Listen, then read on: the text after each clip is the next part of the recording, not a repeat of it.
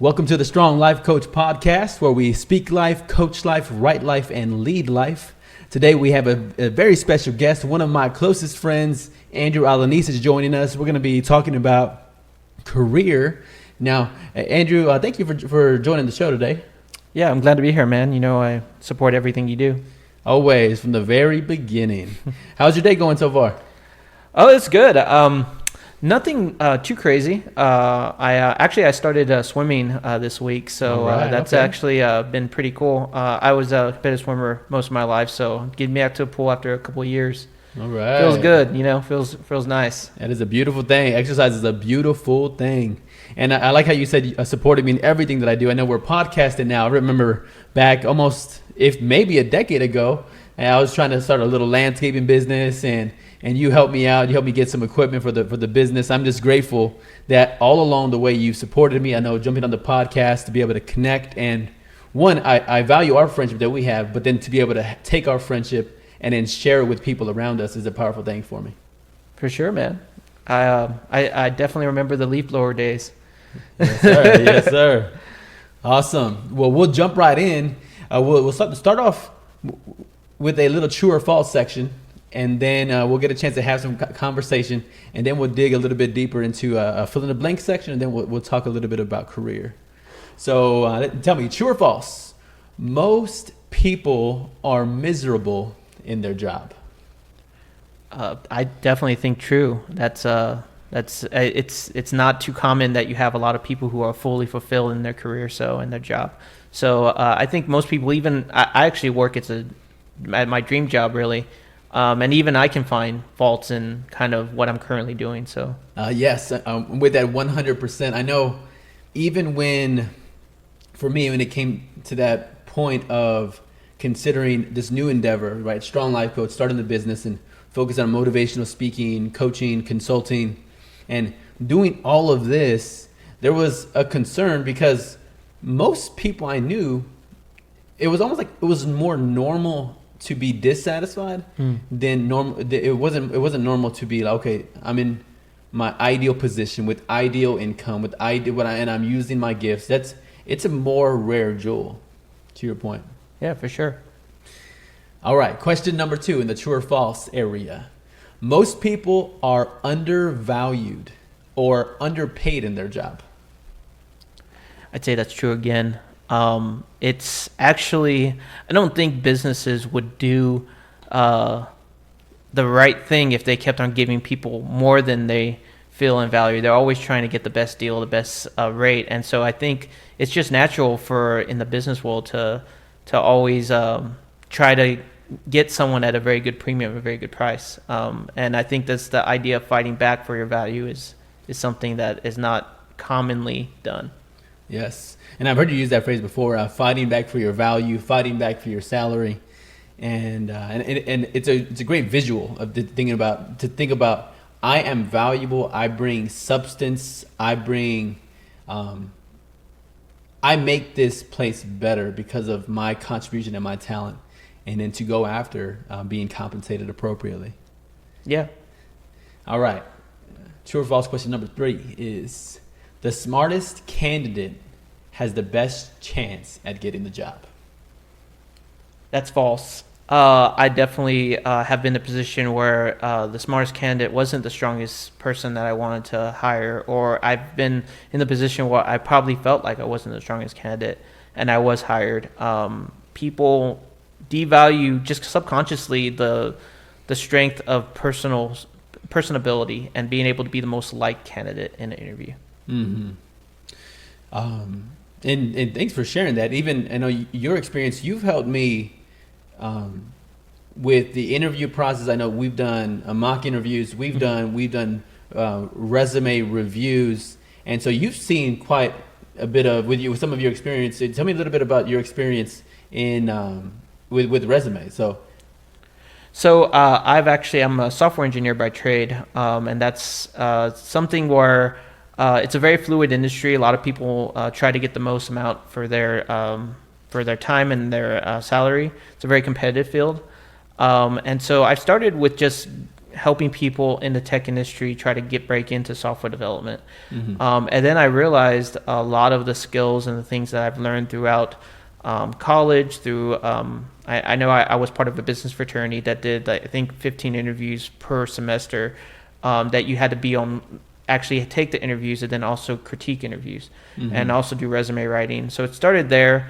But then I started realizing that a lot of people need it more than just software development jobs, and people in all careers could benefit from a lot of these very general skills that people miss out on: marketing themselves, interviewing well, and having a good and seeable and good and very visible resume. Mm-hmm. And I think along the way, you've probably looked at the hundreds, or you even say thousands of resumes. I mean, it's got to be in the hundreds. I don't think it's in the thousands yet. Probably in the low hundreds if I really take it conservatively. Okay. Well, I mean, all of that experience is valuable. You're able to see trends. I know we're going to come back to that concept. Now, when it comes to, let's jump into the fill in the blank section here. So the first one is, I recommend people not change jobs if you actually feel like your company is making it hard for you to do so. So case in point, if you really don't want to leave a job that you have to, oh man, I'm gonna have to get this much of an increase in order to leave, or I have to have these many benefits. That kind of tells you right there that the company that you're doing is actually doing a really good job at keeping up to market pricing and keeping benefits to where they really make you think like there's an unknown aspect of where you're going to go, for your next job. So they have to make that premium so hard, like it's got to be so good that to take that unknown risk for just this much amount of money is not going to be worth it. Okay. So what I'm hearing, if I understand it right, is if an organization is doing their part to invest in you, to Mm-hmm. pay you well, to take care of your benefits well, if they're making it challenging for you to even see the grass greener on the other side, that's when you might want to stay put where you are. Yeah, because I think that's just telling of what the company values and what the company is doing in research and in their HR. I think that's definitely, if you find it very easy to get tempted by other offers or other types of places that you can go, other opportunities, then that probably tells you that you probably are worth more. You're just not getting acknowledged for it where you're at. Mm-hmm. Great insight. All right, the second fill in the blank. The most common problem I've seen in people's resumes is not making it easy for someone to read through within 10 to 15 seconds to see if you meet the minimum qualifications. Wow, 10, 15 seconds. Yes, that's the average amount of time that someone is going to probably scan through a resume and decide in that moment, I'm going to look further down and see if I want to bring this person in or not. Wow. Generally, if they've stayed on your resume longer than 15 seconds, then you have a very, very good chance that they're actually going to keep you and take note and come back to you and put you in a call.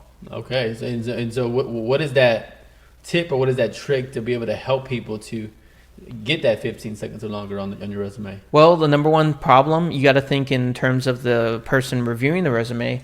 The number one problem that they have is that they have 100 resumes or more, and they need to find only the ones that meet the minimum qualifications of the job description. So if you don't help them see that right away, up in front on the top of your resume, then they're just gonna go to the next one. And so you won't be given the chance. And so that's the most common problem. Usually they have some of the most important skills and things on the bottom of their resume or on the next page, and that's really not mirrored up to the job description. And so to make it very easy for them, you just got to think in terms of the other person looking at your resume. Mm-hmm. How can I make it easy for them to do their job, which their job is to go through hundreds of resumes to find a good chunk of 10 to 20 people to call. Wow. Okay. Great insight. Great behind the scenes perspective. Now, the next one I have for you is I've noticed the biggest obstacle in an interview is talking about pay and negotiations and trying to keep that to the very end. Mm-hmm. I think that's the biggest obstacle that a lot of people get fearful of, and they actually don't know how to answer. I think the second one to that would be weaknesses, but I think this one kind of ties into that, because when we are asked to put a number out, we're asked to put a value on ourselves before we even get a chance to know the company, or even if they get a chance to know us. And so there's that's big obstacle, is knowing how to navigate that big question and that big ask throughout the interview process, whether it's a phone interview when they first contact you, or if it's during the actual in-person interview. And you brought up that self-value, and so I almost want to highlight and emphasize that. So would you say that most people undervalue their contributions and their talent? Well, I think most people actually, it's very rare that someone's naturally going to want to overboast about themselves, unless you're in sales and you have to be trained in sales to actually market yourself. I think it comes naturally to not overpromise something. And so there's this kind of fear that we have a little bit to, well, what if I say this and I don't make it up to that, then I'm on the spot. So, and it's a very good concept to always, under promise and over deliver. I think as an engineer, we always talk about projects, and we always try to do that, under promise, over deliver. But when it comes to actually your self-worth and interviewing, that's actually not the path that you want to take, because that type of insecurity is not going to do well for your for the negotiations in the future of your career. If there's anything that I could probably say, is that in your career, and as well as entrepreneur starting a small business, is that you need to take risk. So you need to bet on yourself and take risk and investment on yourself to actually get somewhere in your career. Take risk, invest in yourself, bet on yourself. Those are concepts that resonate for me deep into my soul. I know we'll probably be covering some more content on that when it comes to what does an investment in myself look like. And even a story I read, I think it was last night, and the story was about a jewelry store owner that was having a hard time selling turquoise jewelry in their store. And they were trying to lower the price, and they continue to have a harder time selling the turquoise jewelry. So the owner was going to be out of town, so they wrote a note to one of the workers to go ahead and cut the price straight in half. And then so the owner left town for the week, and then came back, and then they found out that virtually all of the turquoise jewelry was sold. And then but then the owner was surprised, because the worker actually had misread the note. Instead of turning all of the turquoise jewelry at half price, by accident, by misreading the note, they did it double the price.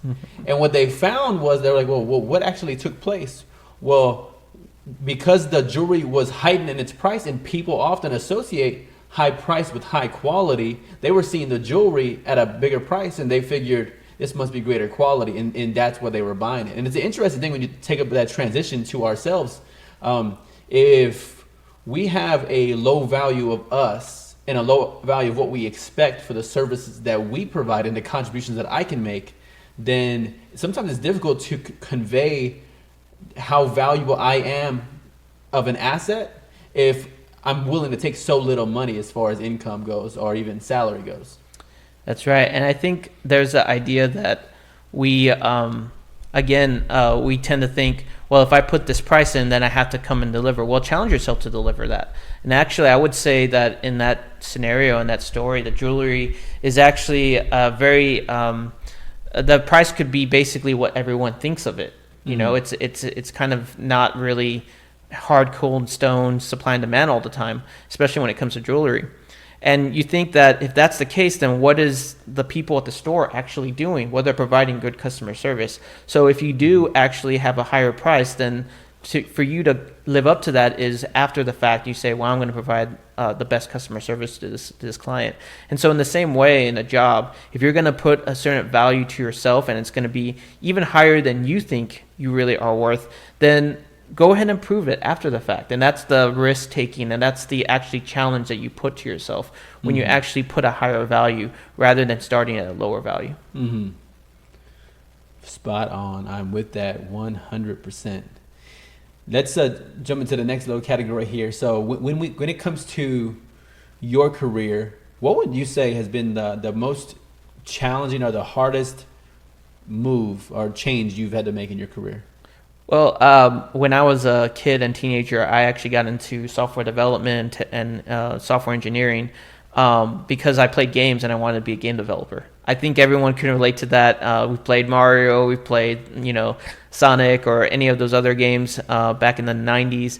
And I wanted to basically be that person to develop. But I had a really bad problem in the sense that those kind of jobs were very, very challenging, and it seemed to require some sort of intelligence and some sort of skill. And I'm thinking, like, I may think that I'm pretty smart, but I know there's probably 1 million or 1 billion people in China that are way smarter than me. Mm-hmm. And so there's this idea that I ended up actually going to change careers as I went through college to pursue business finance. And looking back, that was actually a good choice. I ended up getting a career straight out of college with corporate budget analyzing and actually doing financial analyst work. And that was a good career. It was really a really good job with the energy company local here. And they gave good benefits. I was there for 3 years. When I think about it, that's probably the longest job I've actually been at in my career. I think I'm coming up to it with my current full-time job.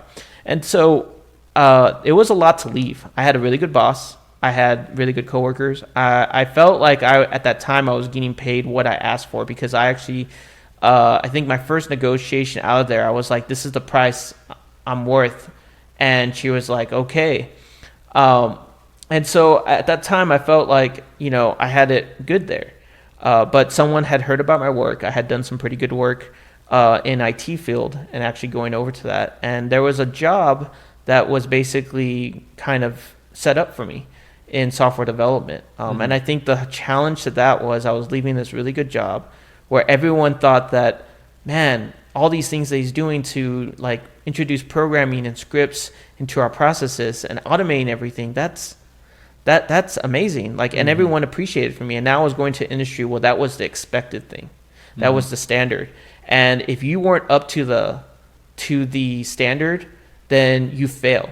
And so that kind of scary feeling of going to something unknown without any help was really challenging. And I was given, I took the interview and I did switch to that career, but that first year was just basically me learning and me failing a lot, and doing it really on someone else's dime, and really understanding like, hey, I still got to go through it, and I still have to grow and challenge myself, and I have to not be afraid to do this.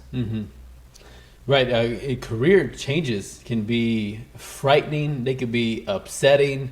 They can be, they can cause somebody to stress out, to worry, and anxiety to come in. I know, of course, I went through a big career change earlier this year, and there was a lot of thought that went into it. There was prayer that went into it, and there was the way it happened for me is I found out that my current role was being eliminated.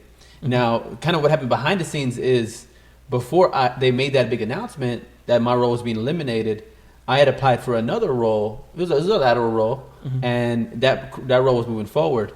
But at that point in time, when they made the announcement that my role was being eliminated, and then I was in the running to get this lateral role, I felt called, and I felt like my purpose is speaking, and my purpose is communicating. And there had been different opportunities thrown my way from speaking in the corporate world, and then speaking in a variety of settings in prisons in Texas, then and then even in the church world, getting opportunities there. And so there's invitational on invitations. I was asked to officiate a couple of weddings, and I'm like, surely they got the wrong guy. Like, I'm not a minister or anything like that. So, and even when they would ask me, I'm like, okay, well, let me see. Do I have permission? Am I qualified for something like this? And so I felt the call to do something different where I could spend the vast majority of my time in my area of strengths. But there's still fear, and there's doubt that if I make this move, will I be successful? Because because when I thought about my current role was being eliminated, but I could have potentially got this other role if I stayed in the running.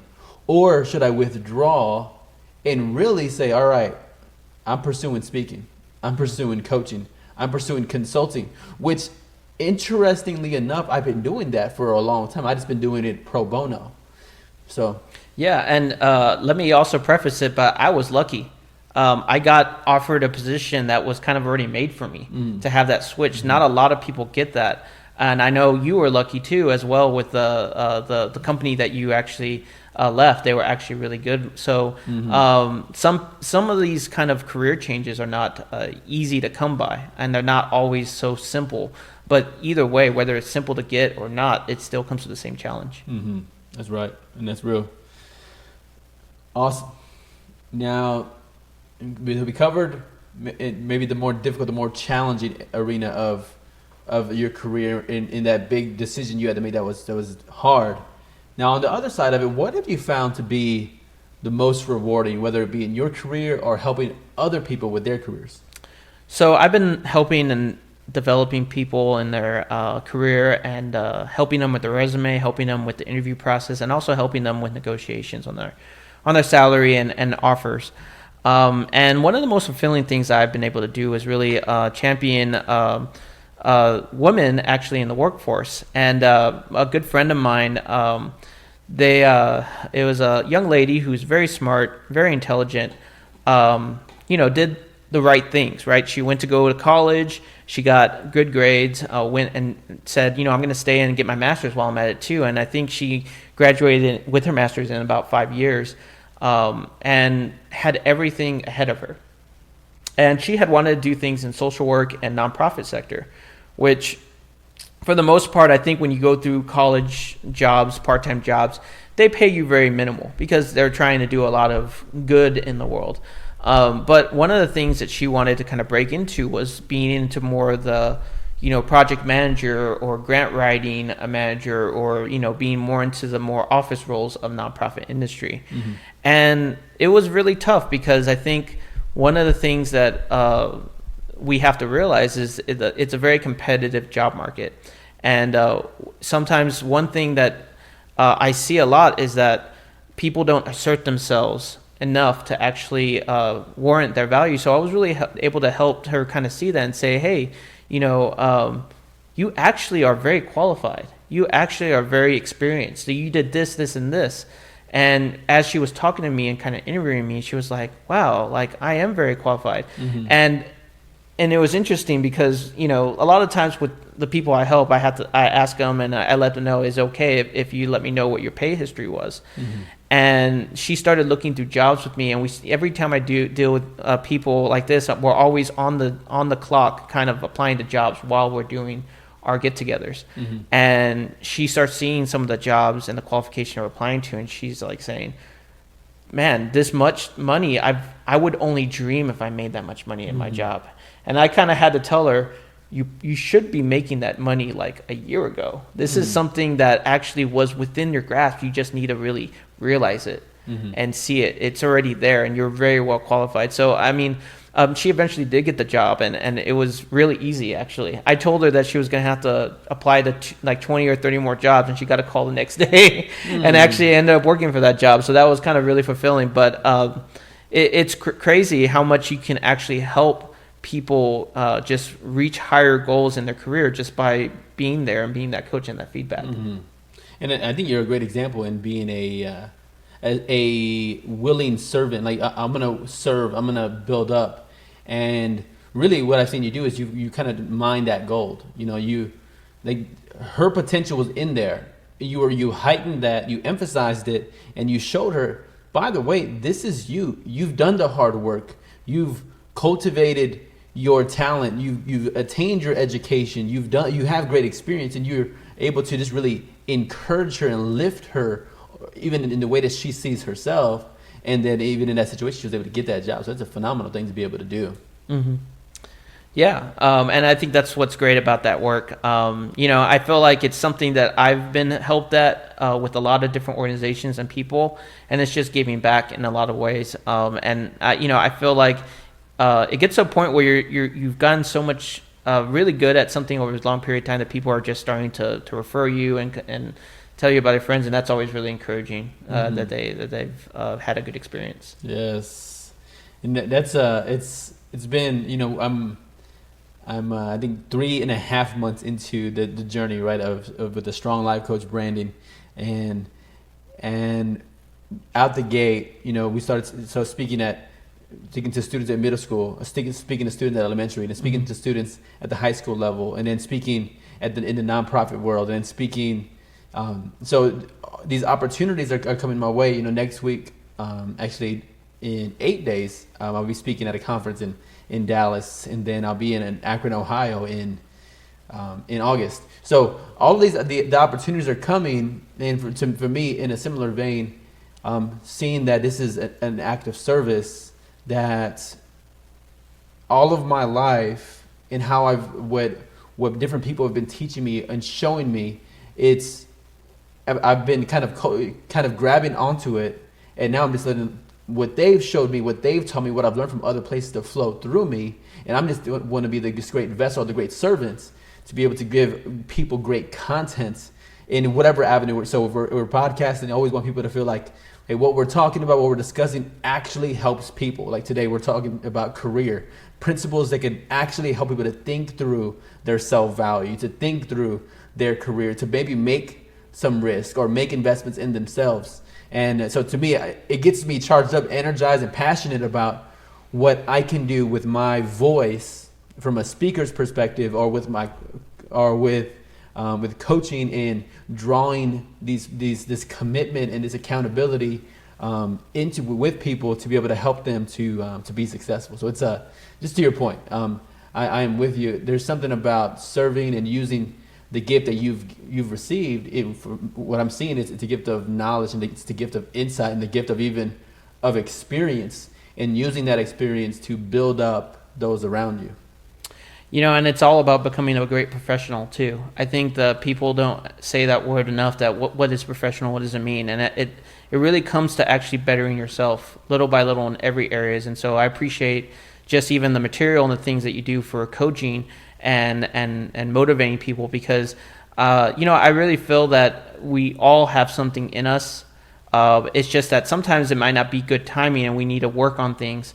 But we all have that ability to achieve higher. It's just really when we're going to be ready to do it, and what we're willing to risk or even sacrifice to put in that time to do it. Mm-hmm.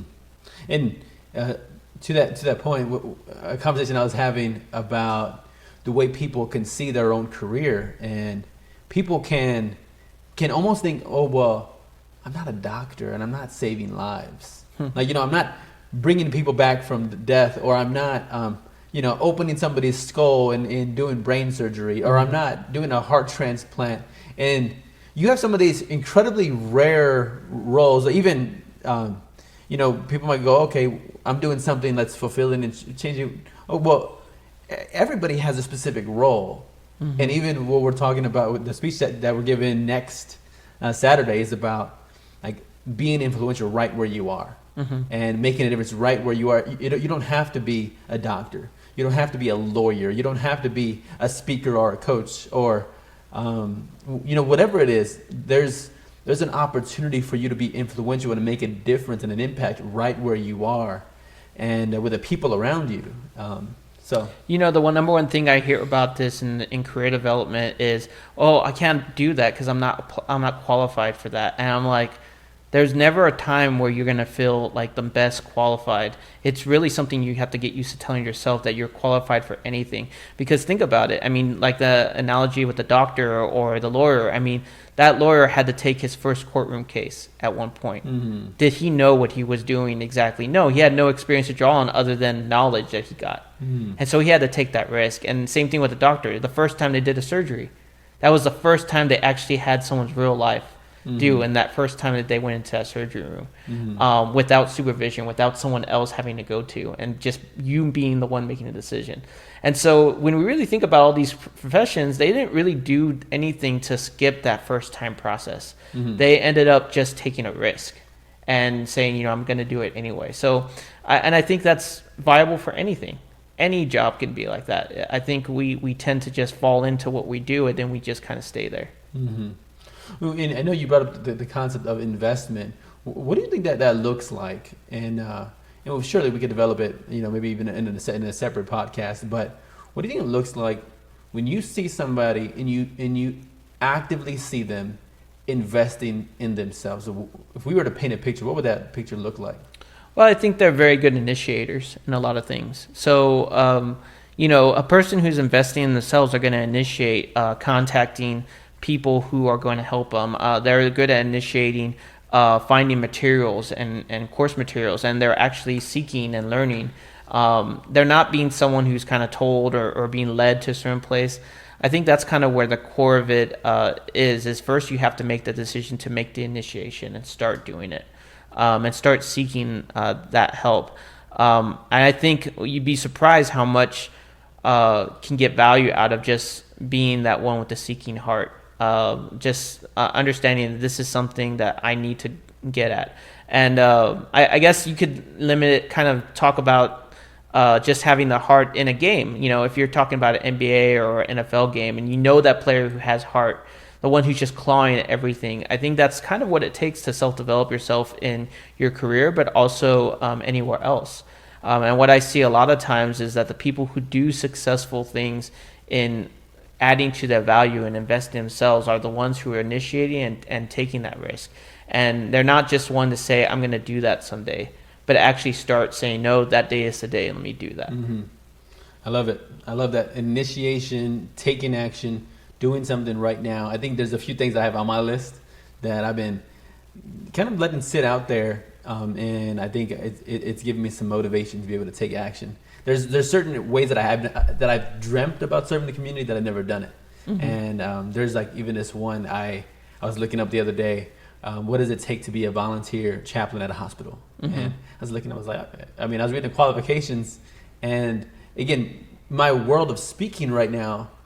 I have more flexibility than I've had before, and I've spoken in various environments, orphans in Central America, in the prison setting. Again, I mentioned them earlier, but I've never had the opportunity to be around those that are sick, but then also the family members, because illness is one of the things that it doesn't just affect the person that's ill, but it affects the people, the friends, and the family around them. And I was like, why not? Why not try something new?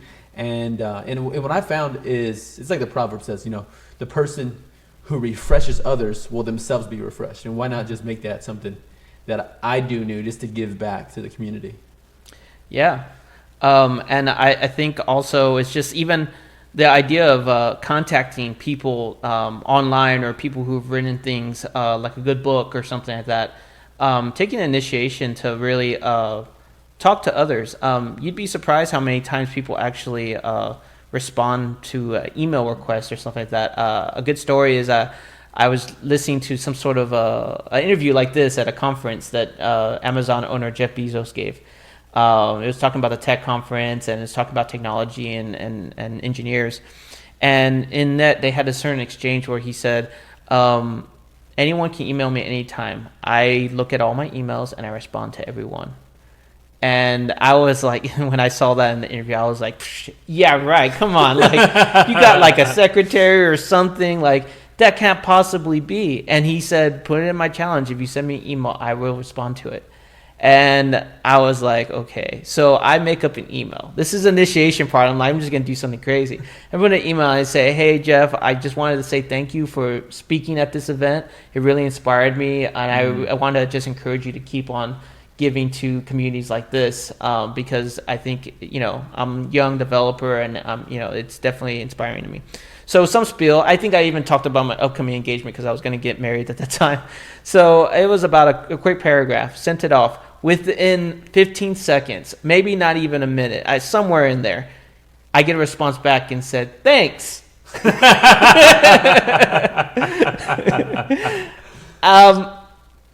So I don't know if it was Jeff who did it, but he was right to his word. If it was true, he responded with thanks.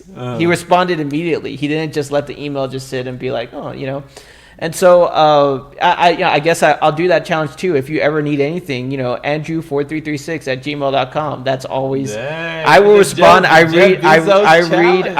read every email that comes in. Okay. I haven't got to the level where I respond to every email, although that has actually challenged me a lot. But you know what? If someone did respond in the way that I did, say, "Hey, I'm really encouraged. I really like your talk," I would definitely respond. And that's not the first time I've done that. There was also some other engineers that I looked up to that I also emailed from one of their projects, and they responded, and they were actually really cool. That, hey, someone appreciated my work. So just the idea of saying thanks and just reaching out. I mean, we don't really think about that in this day and age. We think people are too busy, but no one's too busy for a thank you, right? So Andrew4336@gmail.com. Yep. So he's committed to reading your email, not yet responding, but reading it. So everything we talked about, you want to throw a resume out there, you need a little support. I know you've actually started an initiative. I don't know. You're saying the name? Are you saying the name? Yes. Career Hatch. Career Hatch. CareerHatch.com. Yeah, I'm working on a website. I'm a developer, so I'm actually putting it together. But I'm trying to put more content out there because I've been doing this for a couple of years, one-on-one, more around coaching consultation basis. And so obviously it's probably not good for my time to always keep scheduling that. So I'm trying to open it up to a wider audience. So it's currently in development right now. So that's interviewing, resume support, and salary negotiation, and just general career professional development. Okay. So cultivateyourcareer.com. No, I'm just kidding. Okay, that's my friend Emily. So anyway, awesome. All right. So final thoughts to close out today's podcast on career. I would say don't let this your professional development and career go unnoticed and go ignored. Spend that time and really get with someone to have that feedback. Whether it's me, whether it's a life coach like Derek or anyone else, there's something that's just so good about going to one person or even a group of advisors and saying, "Hey, I had an opportunity. They called me back, or I'm having an interview. What do you think about this response? What do you think about they gave me an offer. How should I respond? Should I accept it? Should I wait a few days?" There's all these questions that honestly we all think about when we get that kind of opportunity. And to have that kind of support group and to have that kind of community is a must whenever you're doing professional development. And don't ignore it. I would say also too that you should never really stop looking for a job, even when you have a job, because really in this age you're always developing your career. You're not always, even if you're very good at your job and you like where you're at, I think it's always a good question to ask yourself, okay, are they developing me? Are they investing in me? And do they value me? That's always something that you can always work at. Love that. There's a pearl that I thought of as you were speaking about advisors and getting outside perspective, but it's elevate your respect for objective perspective. It's right there. You tweet that out now. Hashtag. Awesome. Well, thank you so much for joining us today to speak about career. Again, with the Strong Life Coach. We're speaking life, coaching life, writing life, leading life, and then and of course we had Andrew Alanis. And check out Career Hatch, or send him the email Andrew4336@gmail. Yep. .com. All right. Thank you very much for checking out the episode. Until next time. Peace.